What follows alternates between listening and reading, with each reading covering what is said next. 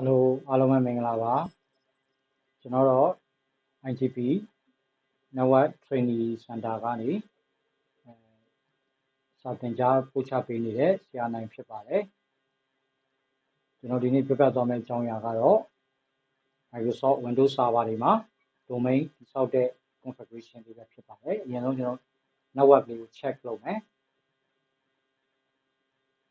နော် IP address ရှိမရှိကျွန်တော် private IP ပေါ့နော် IP ရှိမရှိ check လုပ်မယ်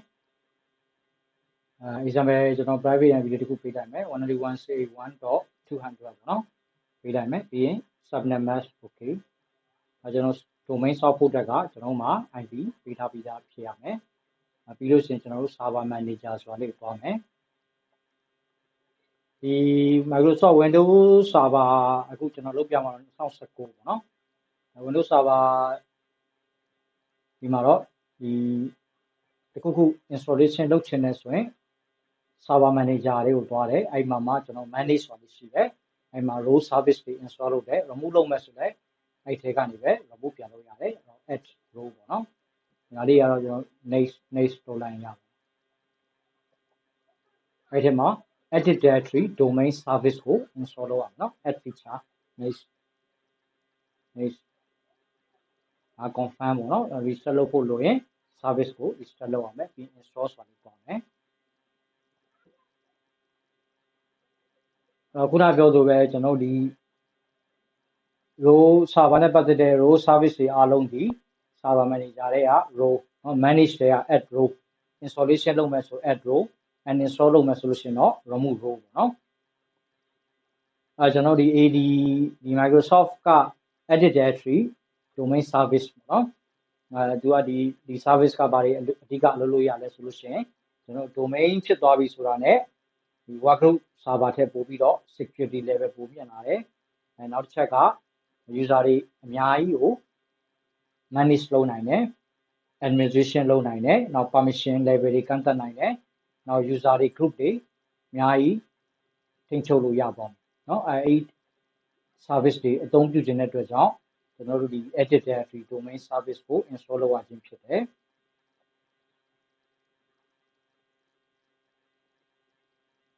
ဒါလေးကတော့ကျွန်တော်ဒီ installation process ပေါ့เนาะedit directory domain service rule လေးကို install ပြုလုပ်နေခြင်းဖြစ်ပါတယ်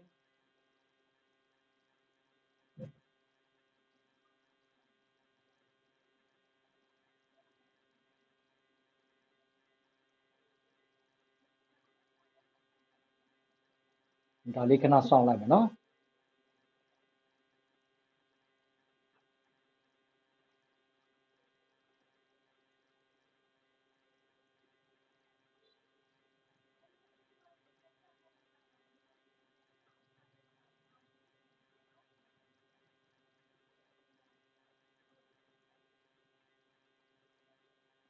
ကျွန်တော်တို့ဒီ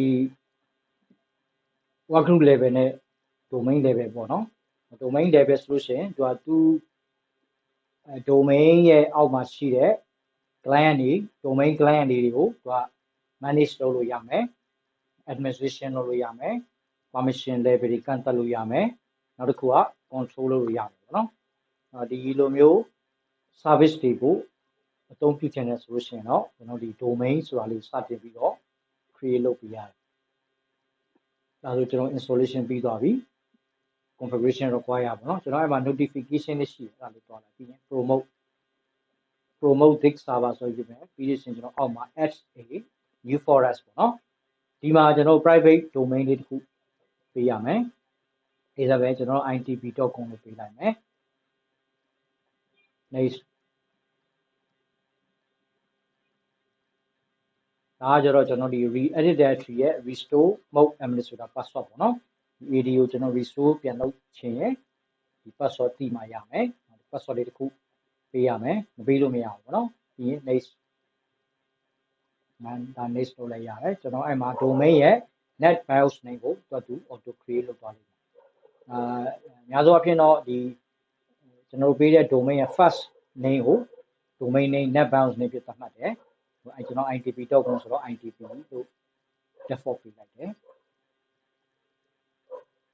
ဒါကကျွန်တော်ပတ်လမ်းကြောင်းလေးပေါ့နော် database ပတ်လမ်းကြောင်းလေးတွေ ပေးတယ်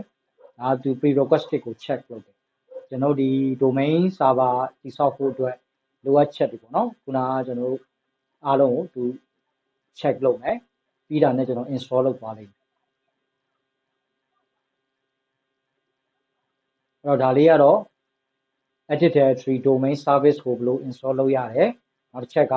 promote လုပ်တဲ့ကိစ္စလေးပေါ့နော်ကျွန်တော်ဒီ prerequisite ပြီးလို့ဒီ installation အားလုံးပြီးသွားရင် set ကို restart တစ်ခေါက်လုပ်လိုက်မယ် restart လုပ်ပြီးပြန်တက်လာရင်ကျွန်တော်တို့ရဲ့ဒီ server ဒီ domain ဖြစ်သွားပြီပေါ့နော် domain ဖြစ်သွားတာနဲ့ကျွန်တော်ဒီသူ့ရဲ့ service တွေထဲမှာဒီခုနက server manager ထဲမှာပဲသူ tools ထဲမှာ Active Directory domain နဲ့ပတ်သက်တဲ့ service တွေအများကြီးရောက်လာလိမ့်မယ်ပြီးလို့ရှိရင်ကျွန်တော်ဒီမှာ group policy management တွေပါလာမယ် domain ဖြစ်သွားရင်အဲ့ service တွေရလာမယ်